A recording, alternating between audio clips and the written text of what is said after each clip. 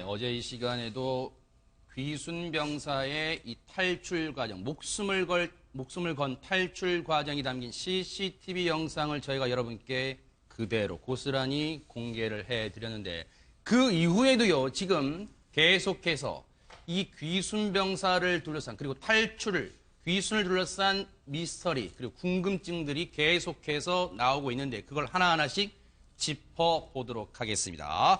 자, 홍순빈 아나운서. 네. 지금 이제 정부의 합동신문은 아직 이제 건강 상태가 아직 다 완쾌되지는 않았기 때문에 아직 시작은 안 됐습니다만 지금 많은 언론들이 과연 이 귀순 병사가 북한에서 어디 소속이었을까 많이 궁금해하고 있잖아요. 네, 그래서 아직까지 뭐 정확히 파악된 건 없지만 이제 여러 가지 추측이 있는 가운데 개성 경무대와 또 이 북한 이 판문점 대표부 사정을 잘 아는 이 소식통에 의하면요, 네. 이 병사가 북한군 총참모부 직속 개성 경무대 대좌, 네. 그러니까 우리나라로 치면 대령급 간부의 운전병일 가능성이 큰 것으로 보고 있다고 얘기를 하고 있습니다. 아하, 대령급 간부의 운전병이다. 네.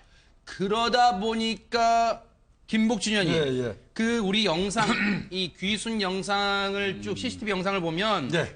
북한 측 그 하얀색 건물 초소를 그냥 지나쳐 온단 말이에요. 예. 그러면 평소에 고급 장교, 고위 장교를 모시고 다니던 차량이었다, 운전병이었다. 이 점 때문에 그냥 통과할 수 있었을까요? 어떻습니까? 저 보면은 차에 위에 그 천으로 포장을 친 차량이거든요. 네. 저게 아마 개성 경무대, 그 경무대 맞죠? 네. 경무대가 우리로 얘기하면 헌병대입니다. 아하. 개성 경무대 그 대령급, 그러니까 이제 저 지휘관들한테 지급되는 네. 중국산 신비라는 그 찝차로 보인다 그래요? 하거든요. 네. 그래서 이 대령급, 대자급의 운전병이 아니겠냐 하는 추정을 하는 것입니다. 네. 우리로서도 이인철 변호사님 영광급을 모시는 운전병은 덩달아 그 운전병도 상당히 대접을 받잖아요. 그렇죠. 네. 그러니까 이 많은 사람들이 궁금해한 게 과연 이 병사가 갖고 온 정보가 뭘까? 아하. 그러니까 그가 모시던 상관이 굉장히 고위직이었기 그렇죠. 때문에 이 사람도 고급 정보를 가지고 있을 것이다 이렇게 생각을 하기 때문에 아하. 이 사람이 좀 완쾌가 되고 나서 네. 이런 고급 정보들을 좀 많이 제공했으면 좋겠습니다. 아하. 근데 홍순민 아나운서 경무대 운전병 그러니까 우리의 헌병대에 해당하는 개성 경무대 운전병으로 추정하는 그 전문가도 있습니다만 네.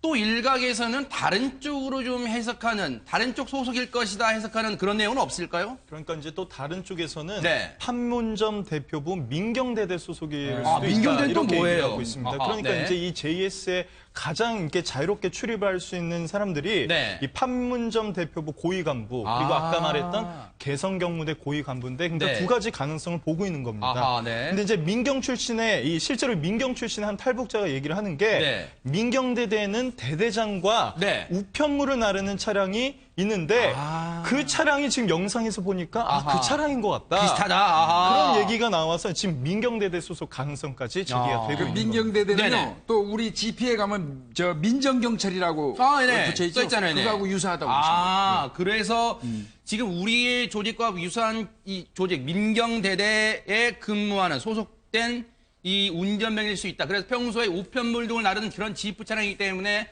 북한 초소를 별다른 어려움 없이 통과했을 가능성도 제기가 되고 있는데 아직은 이건 추정입니다. 왜냐하면 아직 우리 정부의 합동신문이 시작되지 않았기 때문에 정확한 정보는 나오지 않고 있고 지금 탈북자 등 그리고 우리 정부의 고위 지금 정보 소식통 등을 통한 언론 보도로 추정을 하는 단계, 조심스럽게 추정을 하는 단계입니다만 자, 정확히 어느 소속인가는 앞으로의 정부 합동신문이 시작이 되면 밝혀질 것으로 예상이 되는데 그렇다면 이 탈북 병사가요, 북한에서 일단 고위급을 모셨던 운전병일 거라는 추정은 계속해 나오고 있죠. 그러면 과연 이 사람이 자체 신분, 북한에서의 자체 신분은 어땠을지 일단 탈북자의 증언 등을 통해서 듣고 얘기를 이어가 보도록 하겠습니다.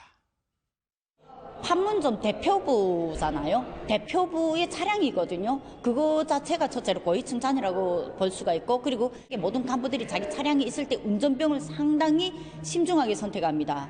왜냐하면 운전병은 그 모든 걸 다 알잖아요. 그래서 운전병이 아프게 되면 다른 사람을 운전할 수 없게 만드는 이유도 바로 그거고요.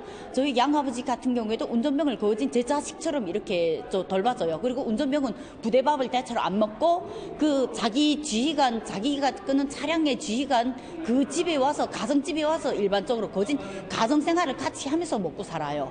그러니까 그러기 때문에 그 운전병의 위치는 어찌 보면 가장 측근이라고 볼 수도 있거든요. 우리 대한민국으로 보게 되면 아마 그룹 회장님들 이런 분들 아니면 군단장들 이런 정말 그 운전병하고 다르게 그룹 회장님들 이런 비서 역할 있잖아요.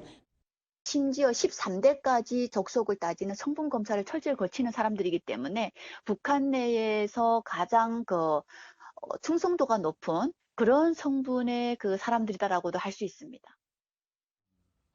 안 소장님, 물론 우리가 우리나라로 치면 무슨 그 운전기사나 운전병을 채용하기 위해서 13대까지 뭐 성분 검사는 아니겠습니다만 우리 대한민국의 예를 보더라도 정치인들이 운전병이 모든 그 어떤 동선 등을 알고 있는 측근 중에 측근이다 이런 말도 많잖아요. 그럼 운전병을 함부로 뽑지는 않을 거라 이런 생각을 해볼 수 있을 것 같아요. 그럼요. 그 말이 운전병이지 사실 이 차 안이라는 공간이 굉장히 지극히 개인적인 공간이거든요. 그러네요. 아하. 그 개인적인 공간을 함께 이렇게 같이 있는 유일한 사람이란 말이죠. 그러네요. 예. 그래서 이 개인 사생활에 대해서 누구보다도 가장 잘 알고 있고 아하. 또 뭐 힘들 때나 뭐 기쁠 때나 그런 어떤 감정 정서적인 공유를 가장 네. 또 가까이에서 하는 사람이기 때문에 네. 이 때로는 그 내 집안 식구 아내나 자식들보다도 더 가까이서 이렇게 알 수 있고 아하. 또 모르는 사실들에 대해서도 더 많이 이렇게 네. 유대감을 나눌 수 있는 그런 대상이기도 해요. 게다가 혹시라도 네. 그 운전병이 모셨던 고위급 간부, 장교가 차량 안에서 혹시라도 전화 통화를 했다면 그 전화 통화 내용까지도 그럼. 바로 그럼요. 지척해서 들을 수 있는 그런 네, 사이 예. 아니겠습니까? 그렇죠. 네. 그렇기 때문에 가장 신뢰로운 사람을 옆에 둘 수밖에 없고 아하. 그래서 어떤 그 다른 한 직원으로서의 개념보다는 그러네요. 가족 관계 같이 직속으로 연결해서 생각해 볼 측근 수밖에 중에 없죠. 측근이다 이런 생각도 그럼요. 해볼 수 있겠어요. 이인철 변호사님. 정치인들이 네. 왜 비자금 같은 거라든지 뇌물 같은 거 주고받을 때 결정적인 단서 제공하는 게 바로 운전기사예요. 아, 그러네요. 운전기사가 너무나 잘 알잖아요. 아. 그래서 검찰이든 경찰이 수사할 때 운전기사부터 부르거든요. 아. 또 정말 운전기사는 최측근, 그러네요. 자기가 정말로 신임할 수 있는 사람을 운전기사로 채용하는 게 보통입니다. 그렇기 때문에 이 운전병이요. 지금 북한에서 8년 정도 운전병으로 근무를 했다고 합니다. 그러면서 고위급을 얼마나 모셨을지 이건 합동신문에서 분명히 드러날 거예요. 그러다 보니까 이인철 변호사님, 네. 이 귀순 병사가 어떤 정보를 갖고 있을지가 일단 관심이고 네. 일단 치료비는 뭐 이제 이 대한민국 부담하겠습니다만 이 귀순 병사가 보상금을 받을 수도 있다는 얘기하는데 이게 무슨 말이에요? 제공한 정부나 갖고 온 장비에 따라서 보상금이 결정이 되는데 아하. 최대 5억 원까지 가능하고요. 네. 관계 장관 협의에 따라서 10억 원까지도 가능합니다. 그래요? 역대 보상금을 받은 귀순 용사들을 보면요. 네. 너무나 유명한 이은평 대위 있죠. 미국의 물건 이은평 맞아요. 대위가 주택 두 채 등 합쳐서 한 15억 상당의 정착 지원금을 받았고요. 당시에 15억이면 일단 지금은 한 100억 정도 되겠죠. 네. 그다음에 이제 96년에 역시 미국으로 귀순한 이철수 대위. 네. 이분 같은 경우도 4억 7,800만 원을 받았고요. 네. 그리고 이제 최고위층이라고 할 수 있는 황장엽 전 노동상 비서. 네. 근데 이분 같은 경우 의외로 많이 받지 않았어요. 2억 5천만 원. 왜냐하면 네. 이분은 갖고 온 게 별로 없습니다. 그래서 그래서 이제 2억 5천만 원 받았는데 네. 지금 이제 이번에 귀순한 이 병사 같은 경우에는 제 네. 생각에 좀 많이 줘야 될 것 같은 게 네. 정말 총격까지 받았고 네. 온 국민이 정말 안타깝게 이 사람의 지금 사는 걸 원했잖아요. 맞아요. 그래서 네. 뭐 정보나 이런 장비도 중요하지만 이 사람 자체가 정말로 우리 대한민국의 자유를 찾아서 온 맞아요. 목숨을 걸고 온 병사이기 때문에 중요한 좀 인적 자산입니다. 지원분도 좀 많이 좀 줬으면 좋겠고 맞아요. 이런 것도 적극적으로 북한 주민한테 홍보를 해야 됩니다. 네. 그래서 북한 주민들이 많이 탈북하죠. 그러니까요. 네. 자, 이 뉴스파이터를 보고 있을 김정은이 아마 상당히 열받았을 거예요. 이인철 변호사님 많이 탈북해라 지금 이렇게 하고 있으니까요. 그런데 지금 이 목숨을 건 귀순병사의 탈북도 있습니다만 그 귀순병사가 우리 측으로 넘어왔을 때 이 귀순병사를요 목숨을 걸고 구조한 우리 늠름한 군인들 얘기를 안 해볼 수가 없습니다.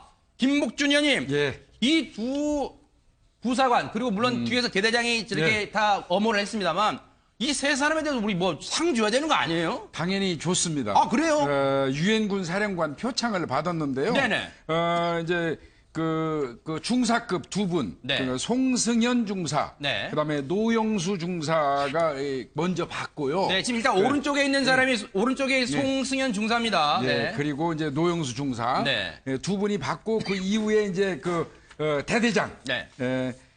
이름이 권영환 네, 중령입니다. 중령입니다. 네. 그래서 세 사람이 똑같이 아하.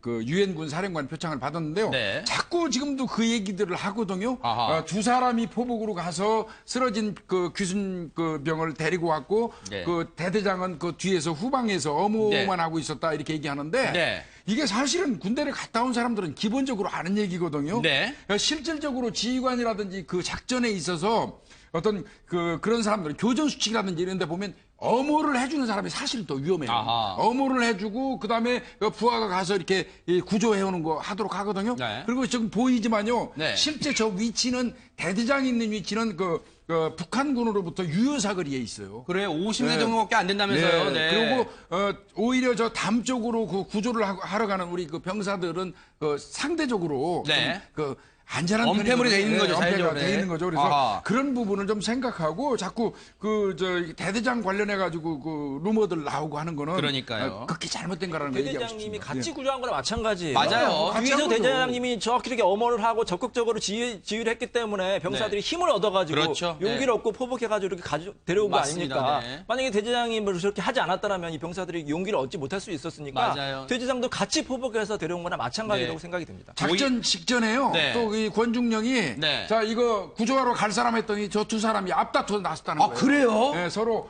저희가 하겠습니다. 그래서 자신 있냐 그랬더니 자신 있습니다. 하고 나섰다는 거예요. 네. 정말 저 귀감이 되는 우리 장병들입니다. 네. 우리 국민들이 믿을 수 있는 진짜 우리 대한민국 군인입니다. 야, 그런 비하인드 스토리가 있었군요. 보세요.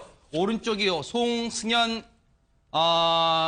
지금 상사라고 돼 있나요? 상사를 임관을 앞두고 있어요. 임관 앞두고 있고 그다음에 늠름합니다. 네. JSA 경비대대 상사고 그다음에 그 옆이 노영수 중사입니다. 그러면서 이 권영환 중령이 이 구조를 해야 되는 긴박한 순간에 자, 누가 갈까 했더니 먼저 이 두 부사관이요.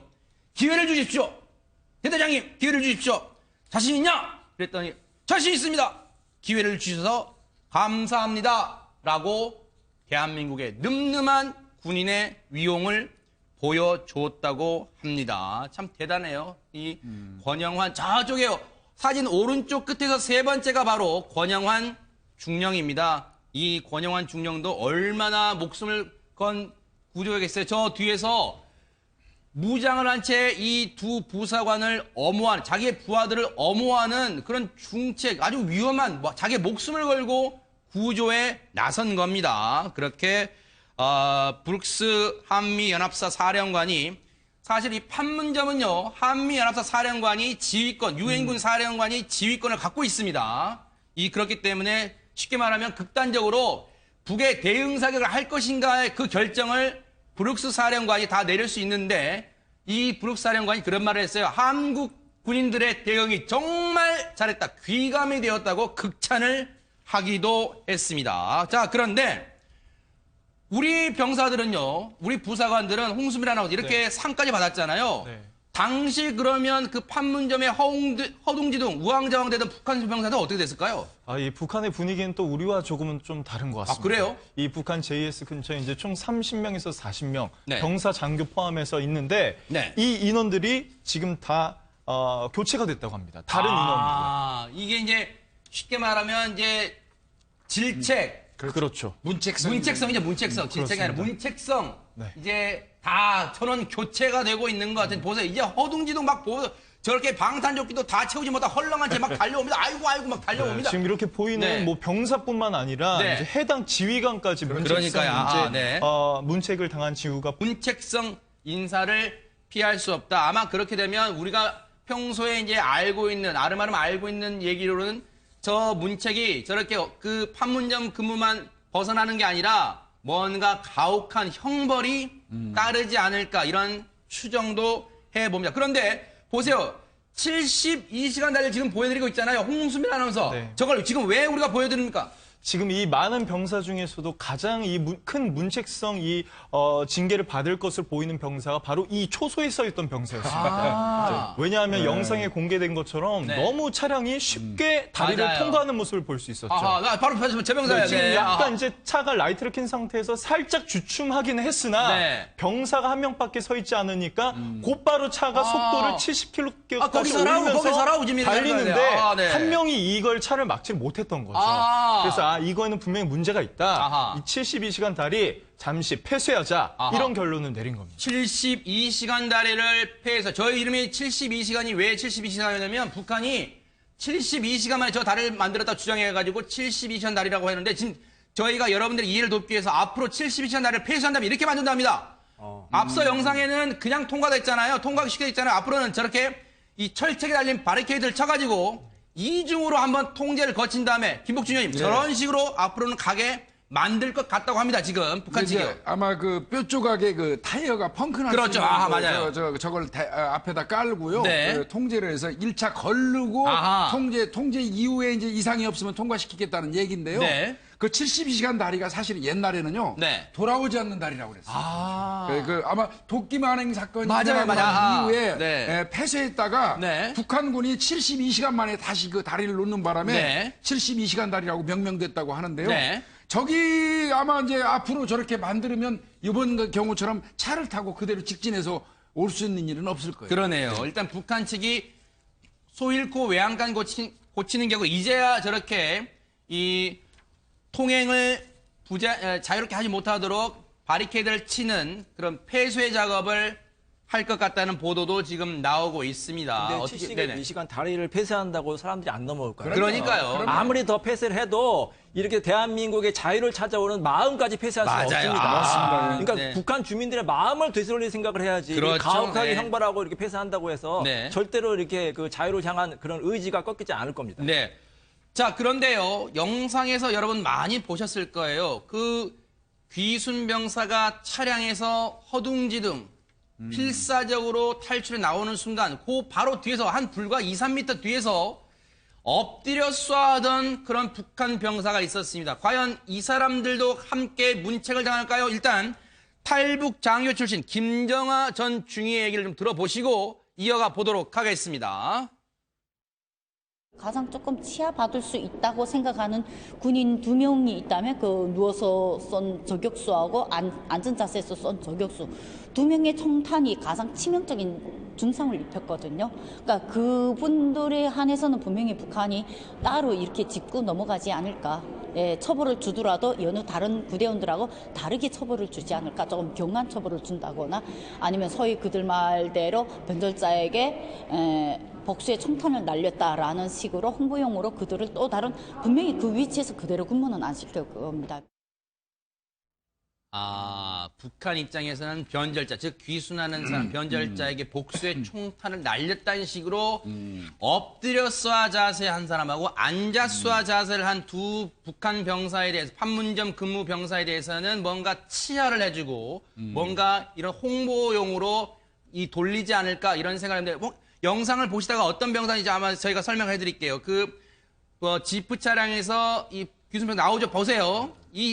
저 뒤에 엎드려 쏴. 그리고 뒤에 앉아 쏴 자세가 나옵니다. 엎드려 쏴와 앉아 쏴 자세가 나오는데 저 병사들, 북한 병사들이 북한 당국의 홍보 대상이 돼서 홍보용에 이용돼서 저 앉아 쏴 자세 나오죠. 또 저 엎드려 쏴 자세를 했던 병사가 또 나중에 그 군사 분계선을 그렇죠. 넘어오죠. 아하, 병사이기도 네. 하죠.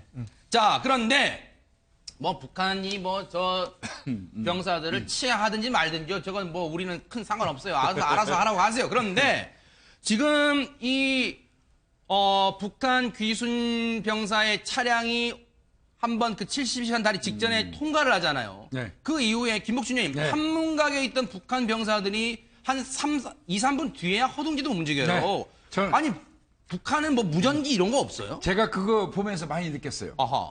저 영상을 보면서 네. 저건 우리나라 같으면 저건 상상할 수 없는 일이거든요. 아하. 그냥 무전기 한 통이면 지금 차 도주하고 있다고 그러면 아마 앞에 있는 병력들이 쫙 깔릴 거예요. 네. 근데 지금 보니까 아하. 저 병사들 누구도 무전기를 들은 사람이 안 보이더라고요. 저도 그 몇 번 그 자세히 봤거든요. 아, 네. 그랬다면 네. 기본적인 장구, 무전기조차도 지금 북한에는 지급이 안 돼 있다는 얘기고요. 그리고 아마 그 70시간 다리를 넘어서 갈 때 그 병사가 미처 제지를 못했으면 안에 들어가서 유선 전화기로라도 앞쪽에 이 연락을 했을 거거든요. 그러네요. 근데 그 유선 전화 상태도 제가 볼 때는 우리처럼 이렇게 그 전자식이 아니고요. 네. 기계식으로 돌리거나 아주 많이 낚일 가능성이 많아요. 일단 추정이긴 합니다만. 네, 또 또 이 초소가 한 개뿐만이 아니라 지금 다리 건너기 전에 하나가 보이죠. 아, 네. 그 다리 다 건너고 가면 왼쪽엔 통일각이 있고 오른쪽에 작은 초소가 하나 더 있습니다. 아, 그래요? 아. 그럼에도 불구하고 이 대응이 굉장히 늦은 걸 봐서는 아하, 네. 뭔가 시스템이 잘 안 돼 있다. 네. 이걸 추측해 볼 수 있는 거죠. 그리고 아마 저 영상을 수없이 많이 보시면서 시청자분들 또 하나 궁금증이 있으실 거예요. 뭐 동명의 영화 제목도 있습니다만 공동경비구역 JSA 그 영화에 보면 영화 그 배우 이병헌 씨가 뭐 멋지게 나오기도 하죠. 우리 헌병대가 이 선글라스 끼고 이 멋진 늠름한 모습으로 키가 훤칠하잖아요. 헌병대들이. 딱 이 통제하는 모습이 나와요. 그런데 저 장면에 보면 우리 군인 저런 장면 보이잖아요. 영화 헌병대 모습 보입니다만. 아니 저렇게 많은 병사들이 판문점 앞에 있는데 저 총격 당시에는 그럼 뭐 했을까라고 하는데 홍수민 아나운서 왜 볼 수가 없었던 거예요? 지금 영화에서 보시는 것처럼 뭐 이곳에 관광객이 드나들거나 수십 대가 설치가 되고 있다고 하는데 기존에 그 공개됐던 그 영상도 그 자유의 집 그러니까 네. 우리 남측에서 가장 높은 건물입니다. 아하. 거기 위에 이제 70m 높이에 달려있던 CCTV를 통해서 네. 이 북한군 병사의 이게 동향을 쭉 살피고 있는 겁니다. 그 70m 높이의 탑에 고공탑에 CCTV가 아주 고해상도 선명합니다. 앞서 영상 보셨듯이 반경 10km까지 볼 수 있는 그리고 줌 기능 이 확대해서 볼 수 있는 그런 CCTV가 있었고 그 CCTV로 저 귀순 장면이 고스란히 담겼던 건데 영상을 보시면요. 귀순 병사가 지프차에서 내리자마자 자유의 땅 대한민국을 향해서 이 다름질을 합니다. 그런데 그 뒤에 경고 사격도 없이 바로 조준 사격을 합니다. 혹시 여기에는 어떤 이유가 있는 건지 저희가 탈북 장교 출신 이소연 뉴코리아 여성연합 대표에게 들어봤습니다. 기존에는 김정일 시기까지는 북한 내에서 실탄을 뭐 장착을 하거나 실제는 북한에서 기순병사가 아니라 탈북민에 한해서도 경고 사격을 먼저 하도록 되어 있었습니다. 그런데 지금 김정은 시기 들어와서는 탈북민뿐 아니라 실제 GP에서 기순한 병사들이 많기 때문에 바로 그 자리에서 사살을 하도록 되어 있고요.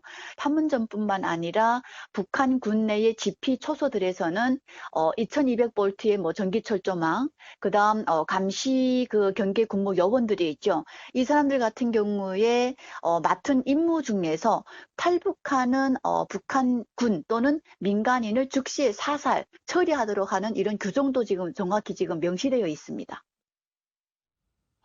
얘기를 듣고 보니까 김복준 의원님 네. 쉽게 말하면 네. 김정은 시대에 들어와서 이거 지금 철권 통치하면서 사살 명령까지 내려진 거군요. 네, 아마 이제 탈북이 김정은 시대에 들어오면서 급격히 증가했지 않습니까? 아하, 네. 그러다 보니까 김정은 입장에서는 사실은 그 내부의 동요처럼 무서운 건 없잖아요. 네, 그런데 그런 부분 때문에 이 탈북 관련돼서는 아주 강력한 지시를 한 것 같아요. 네. 그래서 사실은요, 경고 사격 없이 즉시 사살이라는 명령을 내린 아마 그 국가 지도자는 지구상에 아마 김정은이밖에 없을 겁니다. 그럴 것 같아요. 네. 지금 아마 즉시 아마 현장에서 사살하라고 아까 그 인터뷰 나왔지 않습니까? 치명적인 그 총상을 요번에 탈북한 병사한테 네. 치명적인 총상을 가한 그 북한군 두 병사는 네. 경한 처벌을 받을 거라고 얘기하지 않습니까? 네. 이제 그거하고 같은 맥락이 그러네요. 예. 같은 맥락일 수 있을 것 같아요. 근데 이인철 변호사님, 저희가 그 북중 접경 지역으로 유명한 단둥 등에서 취재한 우리 취재기자한테 저희가 좀 물어봤더니 김정은 시대 탈북이 늘어남에 따라서 이 탈북자들을 색출하는 방식도 북한의 방식도 많은 변화가 있다 이런 얘기가 지금 들리고 있어요. 그러니까 뭐 위기 의식을 좀 느끼고 있는 것 같습니다. 아하. 그래서 이제 그 탈북을 도와주는 뭐 우리나라의 그 목사라든지 그런 사람들을 뭐 이렇게 사살하기도 하고 아이고. 찾아가기도 하고 굉장히 좀 엄격해진 것 같은데 네. 사실 이거는 지금 있는 것뿐만 아니라 예전부터 있었어요. 아하. 그 아버지 그 할아버지 때부터 있었습니다. 네. 사실 저희 할머니가 네. 북한에서 그 피난 오셨거든요. 아하. 그때 이제 새벽에 올라오셔서 이제 여러 그 자식들을 끌고 오셨는데 그때만 해도 걸리면 다 기관총으로 바로 사살당했다고 합니다. 네. 그래서 목숨 걸고 지금 오신 분들이 많이 있거든요. 네. 그래서 아까도 말씀드렸지만 이 자유를 향한 의지, 이건 그러니까요. 절대로 꺾을 수 없다는 거 다시 한번 말씀드리고 그러네요. 지금 저희가 취재한 바로는요 이런 상황이랍니다. 지금 북중 접경 지역에 그 서슬퍼런 북한의 보위부원들이 지금 군복을 입은 채 아니겠죠. 사복 차림으로 지금 쫙 깔렸답니다. 그러면서 탈북자들을 어떻게 알아내냐 지금 색출 작업을 벌이고 있다는데 애초에는요 이 보위부원들을 어떻게 알 수 있냐 그 구별 방법이 있다고 지금 그쪽에서 이 북한 전문가들 얘기를 해주는데 길거리에 남성 다수가 모여서 얘기를 하고 있는 거 보면 10중 8구 이건 북한 보위부랍니다. 왜? 보통 대한민국 사람도 그렇습니다만은 우리나라 중국 사람들은 여럿이서 의논할 일이 있으면 카페나 이런 데에 들어가서 얘기를 하지 이들은요 말이 새 나갈까봐 도로변에서 이야기를 한다. 이 사람들이 북한 보위부원들이 탈북자들을 색출하는 것은 간단하답니다. 애초에는 기차를 타고 탈북자들이 도망쳤기 때문에 북중 접경 지역에서 무조건 남쪽으로 내려온대요. 탈북자들은 일단 거기서 기차에서 색출했는데 요즘은요 이 신원 검사가 강화돼서 요즘 탈북 방법이 버스로 많이 이동한다. 그래서 보위부들이 버스를 각기 나눠 타고 북한말 쓰는 사람 무조건 잡아들인다고 하면 이렇게 색출 방법이 바뀌고 있다고 합니다. 하지만 앞서 이인철 변호사님 말씀 정말 잘해주셨어요.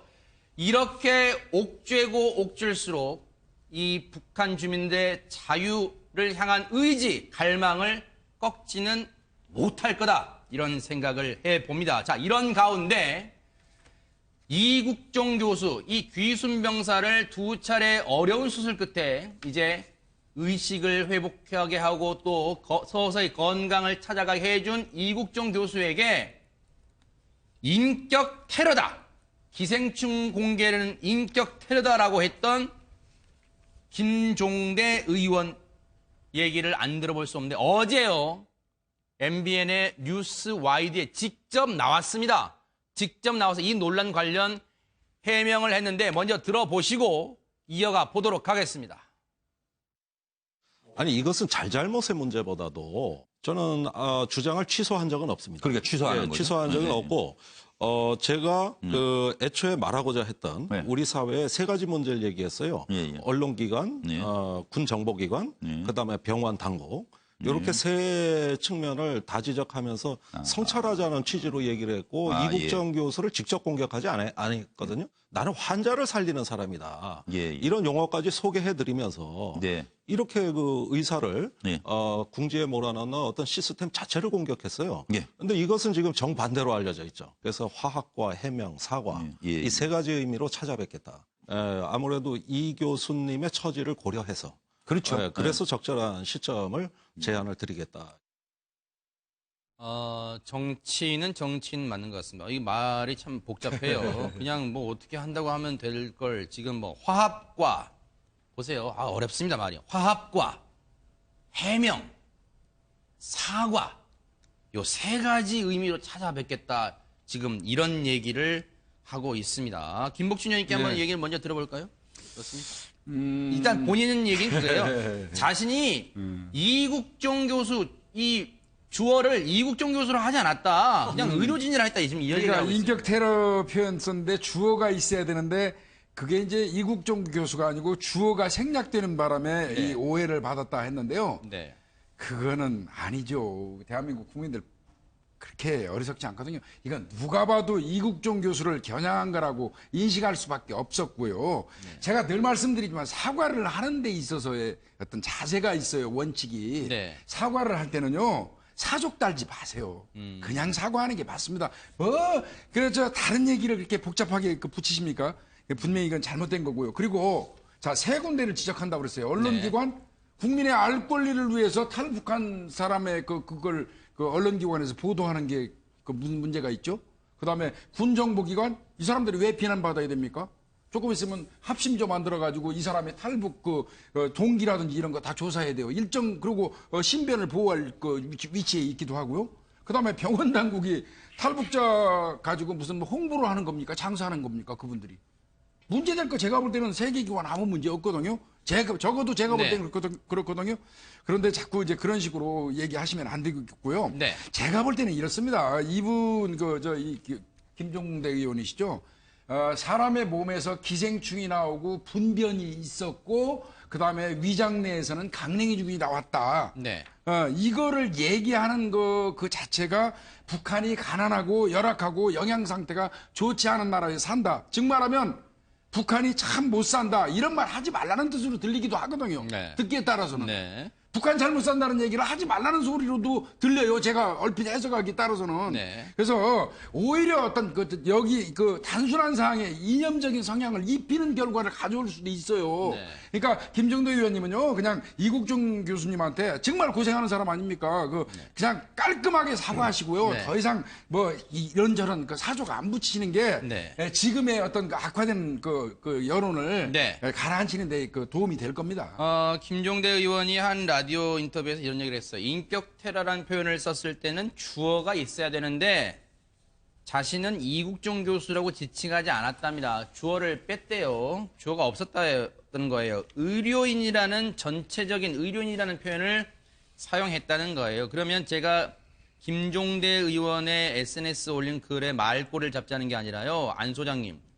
그러면 이국종 교수가 북한 병사의 몸 상태, 기생충이 뭐가 나오고 회충이 얼마짜리 몇 센티 길이 나오고 이 내용을 일단 그러면 인권을 보호하는 차원에서 그냥 말 않고 있다가 2차 수술까지 했는데도 이게 상태가 안 좋아지고 정말 혹시 행여라도 북한 병사의 건강 상태가 위중한 상태로 빠졌다고 쳐요. 그러면 언론이 왜 수술이 잘못되고 왜 어떻게 됐는지를 물어볼 거 아니에요. 그러면 그제서야 사실은 북한 병사의 몸 안에 수많은 회충과 기생충이 있어서 이게 사실 수술에 어려움을 줬습니다라고 그때가 뒤늦게 말하면 왜 그럼 처음에 숨겼냐 이런 또 비판이 빗발치지 않을까? 그럼 그 부분은 어떻게 해석할까? 그럼 그렇게라도 해야 된다는 거예요. 지금 김종대 의원의 얘기는 뭡니까? 김종대 의원께서 말씀하시는 요지가 뭔지 정말 참 알아듣기가 굉장히 힘들어요. 네. 어떤 것들에 대해서 이렇게 얘기를 하실 때에는 그 부분에 대한 의도라든가 요지가 분명해야 되는데 네. 지금 말씀을 들어보면 뭔가 문제가 커지니까 이 사안을 회피하고 네. 계신 거는 아닌가 싶은 마음이 들거든요. 그러니까 네. 어느 누가 보더라도 지금 의사 선생님을 향한 어떤 네. 입장이라는 게 다 보이는데 본인만 아니라고 하시면서 본인만 모르고 계시는 것 같아요. 그리고 네. 개인정보라는 측면에서 이제 뭔가 얘기를 하고 싶으셨던 건 아닌가라는 생각이 드는데 네. 과연 북한의 주민들이 대다수가 지금 굉장히 힘든 상황에 계시고 네. 그렇기 때문에 이제 그런 걸 개복했을 때 그런 기생충이라든가 이런 것들이 네. 나왔는데 그 부분을 왜 어떤 의미에서는 북한에서는 일상적인 어떤 현상이고 자연스러운 것인데 그 부분을 너무 지나치게 좀 확대 해석하시고 어느 한 부분에 대해서만 네. 보고 계시는 건 아닌가라는 생각이 들어요. 전체적인 맥락적인 차원에서 이렇게 봐야 되는 것이고 네. 또 어떤 그게 의료계가 됐던 아니면 이국종 교수 개인이 됐던 얘기를 하실 때는 이 부분에 대해서 좀 더 이렇게 어떤 입장이라든가 전체적인 거를 보고 얘기를 하셔야지 네네. 한 측면만을 가지고 이렇게 네. 얘기를 하게 되면은 그거는 좀 말이 안 되는 것 같습니다.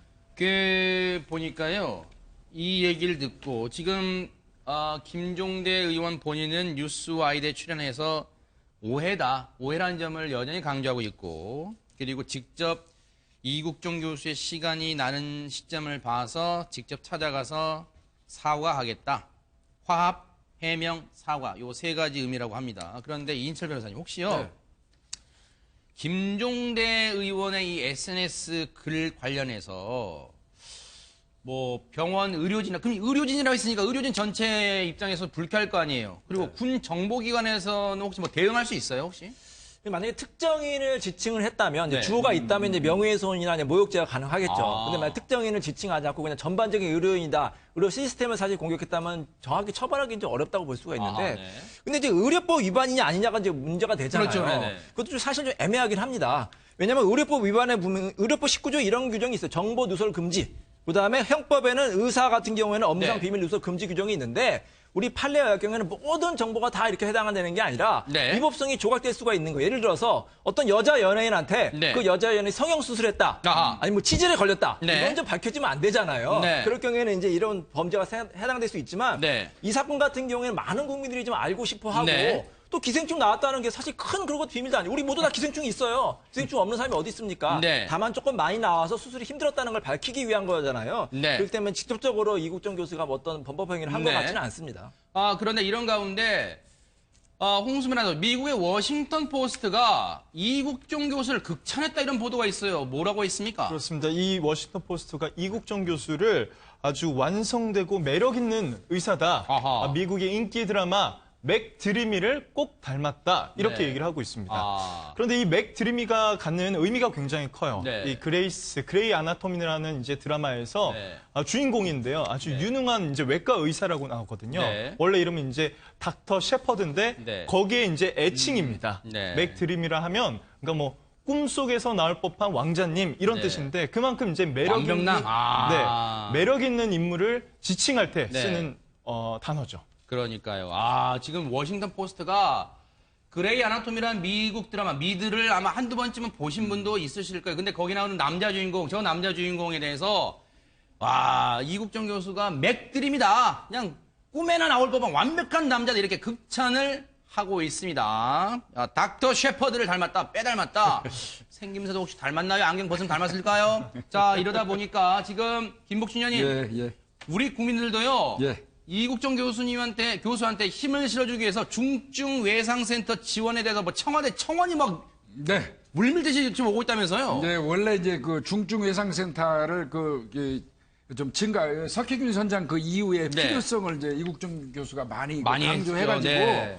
정부에서도 이제 그 국회에서도 그걸 늘리기로 했었어요. 근데 네. 아직 뭐 제대로는 안 되고 있다고 근데 오히려 합니다. 예산도 삭감되고 막 네. 그랬대요. 네. 그렇다고 하는데요. 네. 이국정 교수한테 이제 좀 힘을 실어주자. 네. 이국정 교수가 어젠가 인터뷰하면서 그런 얘기했어요. 헬기를 타고 가는데 인력이 없어가지고 네. 임산부인 이 간호사 있을 수 없는 일입니다. 솔직히 얘기해서 네. 어떻게 보면 이거야말로 인격 대우고 인권 침해예요. 임산부인 그 간호사가 헬기에 동승해가지고 환자를 후송하러 간다는 그런 얘기를 했었거든요. 유산했대요, 유산. 유산까지 했답니다. 유산했다며, 유산. 네. 그리고 뭐 툭하면 다친다 그러잖아요. 네. 처치하는 과정에서. 손가락 뼈 골절도 한대요, 지금 간호사들이. 네. 네, 그런 부분을 이제 많이 강조하다 보니까 국민들이 그 청와대에 이제 청원을 좀 하고 있어요. 네. 그래서 지금 현재까지 한 16만 정도 되는데 20만 넘으면 청와대에서 답변하도록 돼 있죠. 아마 이건 뭐 조만간 훌쩍 넘을 걸로 보여지고 네. 이번 일을 계기로 해서 진짜 중증 외상센터 네. 이게 원래 우리가 계획했던 대로 네. 좀 많이 증원되고 개선됐으면 좋겠습니다. 네. 이국종 교수님 같은 분이 정말 참 의사라고 봐요. 요즘 의사들도요. 네. 이 돈 되는 데만 갑니다. 뭐 피부 미용 이런 쪽으로 다 가는데 그렇죠. 정말 응급외과 외과 이런 사람이 정말 우리가 국민들이 맞아요. 필요한 의사잖아요. 네. 좀 이런 이국종 의사님 같은 사람 참 의사 좀 국민들이 응원했으면 좋겠습니다. 네.